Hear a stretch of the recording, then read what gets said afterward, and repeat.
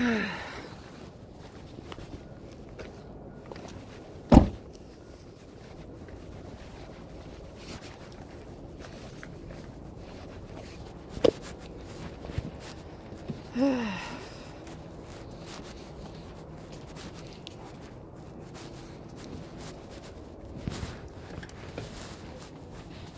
lady. Hi.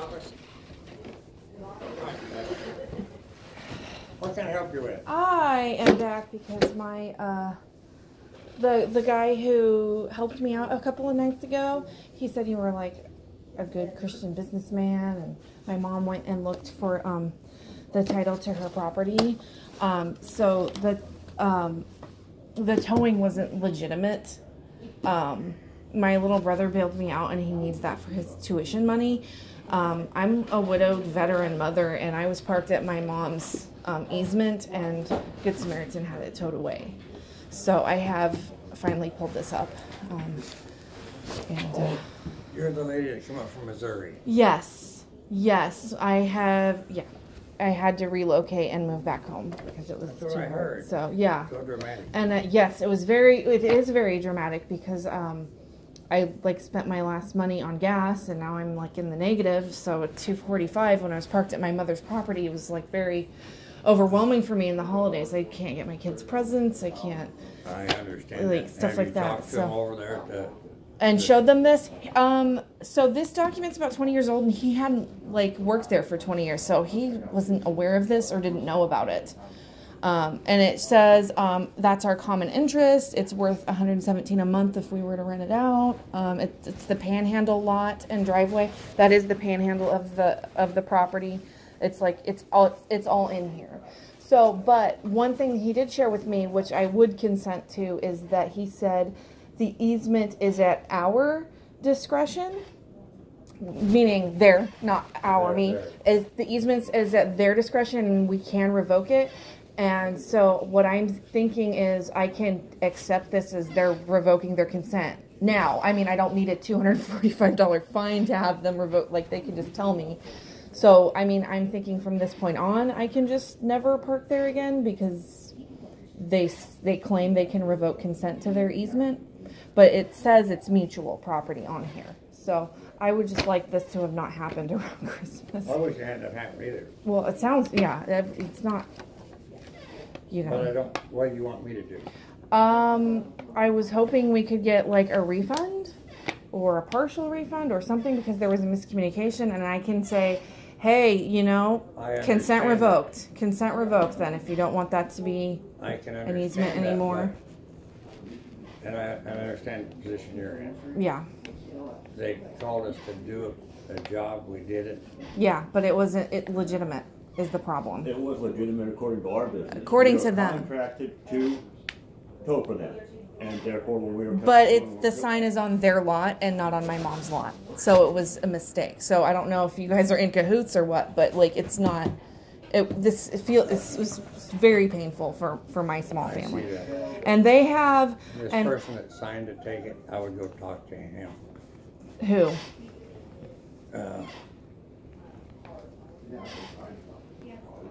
That towing authorized by...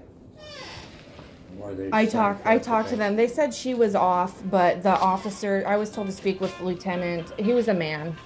Yes, but lady. Or my what? There's the extra long one. and it was just kind of ironic because I applied to SNAP that day, food stamps, and they are on my list for getting a food box. Like, I want to go there now, you know? Yeah. Really. You think I want to go there? So... All right. And their beef isn't with me, as it turns out. They don't think that my parents are super neighborly because, like, a tree fell on their house. Okay. And, like, it took forever for them to clean up the part that fell on their side because it broke them to have a tree fall on their house, you know. So they don't consider them very neighborly. So I think it's more about them than me, unfortunately. Well, I think that You guys all got caught up in a bad deal. Oh, slipping through the cracks. Story of my life. My husband passed away on my baby's first birthday. Why did he pass away? He had a heart attack. Oh, I'm sorry. Yeah, he was 43, and it was our baby's first birthday. So I just keep slipping through the cracks, and honestly, nobody Christian has helped me. And like, I was baptized when I was 12, and I'm like getting very like anxious about all the things that are happening. The Bible says how you treat the widow, the orphan, and the immigrant is how you treat me. But it's like, look at the immigrants. We're throwing tear gas at like children, and look at the widows. Like, it's just, I'm like barely holding on to my faith at this point. I understand where you're coming from. It's like very like crazy making. I'm a Vietnam vet. I'm a Navy vet. I was in the Navy. We have fought for our country. Yeah. We feed our homeless. We feed our hungry. We've got so much going on. Yeah, it's. We do not need a bunch of immigrants coming into our country taking advantage of our system. Come in legal or don't come in at all. Yeah. But I mean, I'm the widow. I'm the widow in that phrase. I understand that situation. This situation here. Yes, we are a Christian-based company. I am a pastor. But this here, we did our job. We did it correctly. But did you check if it was their property, though? They claimed it was their property. That was incorrect. It was on the other side. Their property. And we've done due diligence. Due diligence to make sure, like, you could have knocked on the door of the property it was. We don't go out and x-ray the properties. We don't go to the courthouse and check the boundaries. So do I invoice them, or? I would invoice them if you want to. Because they still declined me when I told them. They just claim to not know about this. And I have Instagram, I have a YouTube channel, I have Twitter. Like, I can blast them on social media. I don't know what to tell you, lady. They hired us to do a job. Just like you hire us to change a tire on your car. We do it and then you want your money back. I'm sorry, it's not our problem. They hired us to do the job. We did it. But it was a bad job. It was visibly someone's entire life. Like, all of my things were in there. My late husband's wedding ring was in there. How many times do you suppose that we tow a car that has all the household contents? U-Haul moving trucks that are parked in the wrong places. We have to impound them. Everybody's livelihood is there. You know, we don't like it either, but you would think the Good Samaritan would recognize that, though, is the thing. They should know the difference between a car that gets someone from point A to point B is different than a car with your entire life in it. Not everybody's that privileged to own a car. That a Good Samaritan, a Christian lady, would know that we had done our job, that we had done it diligently, effectively, harmlessly. It wasn't harmless. I'm like... We are harmless. We did not harm you in any way, shape, or form. Did we harm the car? I'm in the whole $280 now. Not my fault. These people hired us to take it. But it was incorrect. It's not our problem. All right.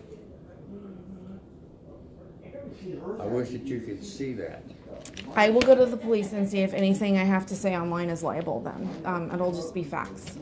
I wish that you would, and I wish that you would very honestly look at this situation fairly. I'm not in a position of privilege right now. I'm in the position of suffering right now. And people who claim two Christian businesses are like, not my problem. It's very like, it makes me very anxious. You want me to support you, take care of you? It's not my problem. When I drove across the country to house like 3 children, it was like $40 a room. How is 6 hours for a car $245? It's not a living being. Why is it so much more money than to house people and protect people? Well, you know, hi there. Like, that makes no sense. How you doing, buddy? Pretty good. Mark, this is my Uncle Danny. Hi, Dan. How are you doing? Yeah, this is Mark. This is Steve. I mean, I can contact Janice because the guy was a man and Janice was off.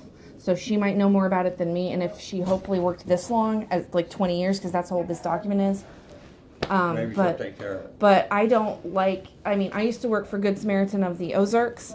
And I don't like the idea of taking money from a charity. Like, they're giving to people like me. So it's just very, like, it makes me very uncomfortable. I understand that. I'm charitied out. Yeah. I'm tired of the charitable organizations that are just handing money out and out and out food box after food box, this after that. I'm tired of it. I'm not doing it no more. Mhm. Take it up with them over there. Okay. How are you doing, buddy? Good. You look good for an old guy. For an old guy? Dan, what have you been doing? Have you been here for this Christmas trip?